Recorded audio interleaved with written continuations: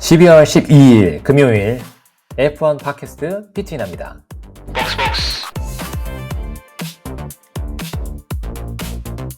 자, 유키 츠노다가 아부다비 그랑프리를 끝으로 당분간 F1 그리드를 떠납니다. 올해 25살인 츠노다는 2026 시즌 레드불 레이싱의 시트를 하자르에게 넘겨주고 팀의 리저브 드라이버로 남게 됐습니다. 요새 그 다즌 재팬이라는 언론과 인터뷰한 게 화제가 됐습니다.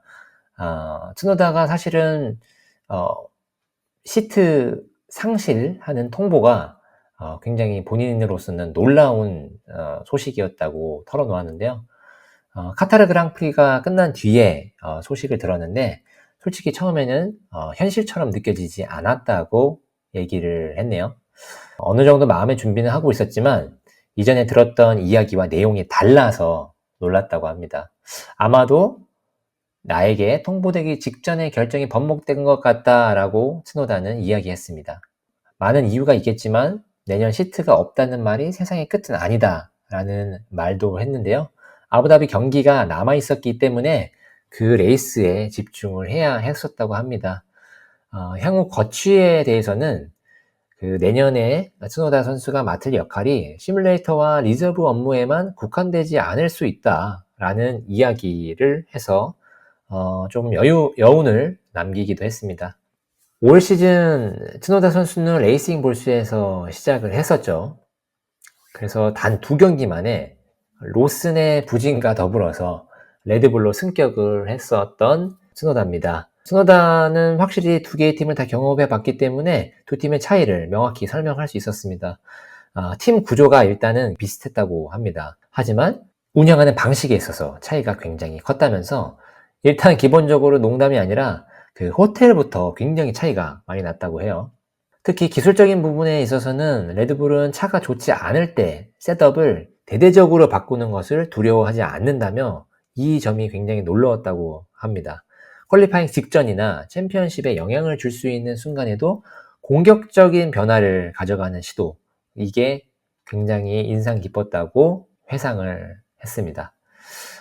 저도 경기를 보면은 그랑프리마다 보통 레드불이 금요일 날에는 일단 연습 주행을 하고 프랙티스가 끝나면 퀄리파잉 직전에 그 여러 가지 모은 데이터들을 가지고 셋업을 진행하는 경우가 많았습니다. 그래서 물론 성공한 경우도 많았지만 또 실패한 경우도 있었죠.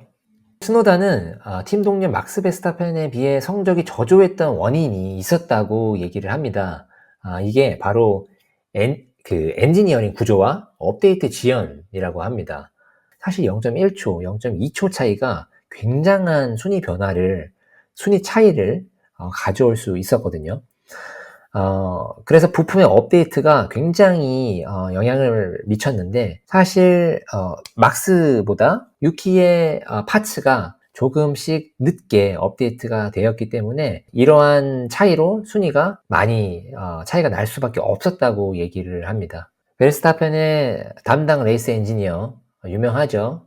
지안피에로 람비아세라는 이 분이 레이싱 부문 총괄도 하고 있습니다. 레드불에서.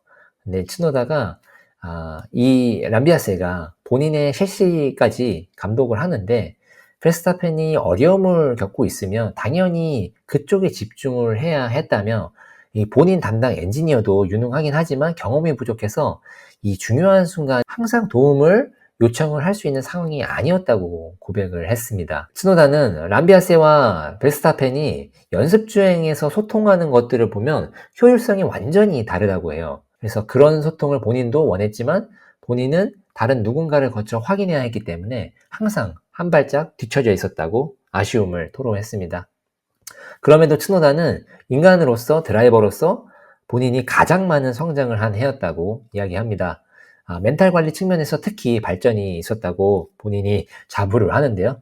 일단 휴식을 취한 뒤 내년 시즌 본인은 준비를 하겠다라고 합니다. 아직 25살이고 이 발전 가능성이 많은 나이기 때문에 동기부여는 그 어느 때보다 크다고 볼 수 있습니다. 제일 중요한 건 과연 자리가 있냐라는 질문이겠죠. 자, 이렇게 내년엔 리저브로 남지만 본인의 역할을 다 하겠다는 유키 츠노다. 유키의 시트가 없어진 거는 굉장히 아쉽지만 내년에도 기대해 보겠습니다.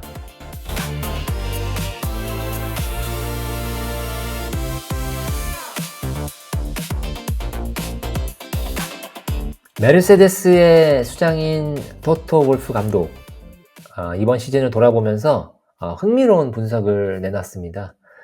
요약을 하자면 맥라렌이 챔피언이 된 건 예산 상한선 시스템에 어떤 덕이 있었다. 맥라렌이 챔피언이 된 건 예산 상한선, 바로 코스트 캡 시스템이 F1의 판도를 바꿨기 때문이라는 얘기입니다.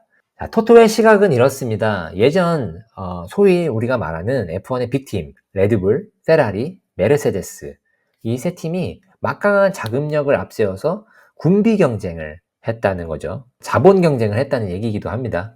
하지만 2021년 예산 캡 도입 이후로 돈으로 해결하는 게 사실상 불가능해졌고 순수하게 엔지니어링 효율과 실력으로 승부하는 성능 민주주의라는 시스템이 정착됐다고 보고 있다는 겁니다. 금액이 36 밀리언 달러로 제한이 되게 되었죠. 2021년에는 다만 코로나 때문에 조금 더 예산을 추후 늘려준 적은 있습니다. 그렇다면 만약 예산 제한이 없었다면 이라는 가정을 했을 때는 어떤 대답을 할 수 있을까요? 메르세데스나 페라리가 자금력을 총동원해서 차량의 문제점을 훨씬 빨리 해결을 했을 거라는 게 토토의 생각입니다. 결과적으로 맥클라렌이 지금처럼 선두권에서 빅팀들을 위협하기에는 어려웠을 거라는 얘기입니다.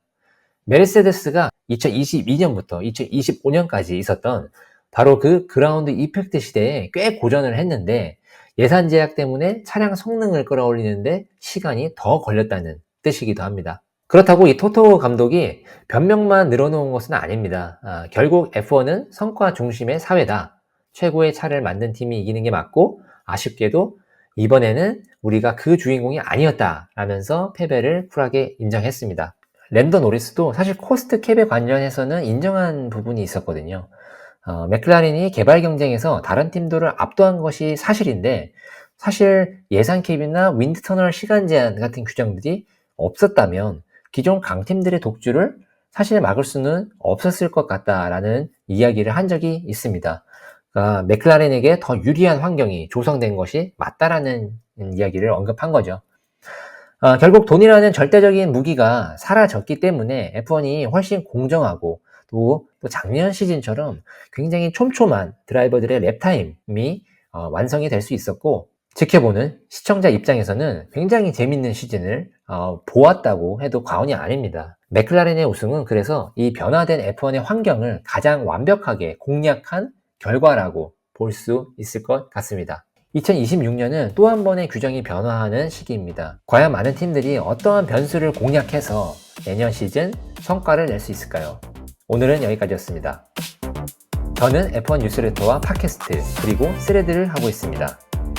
지금까지 F1 팟캐스트 피틴이었습니다.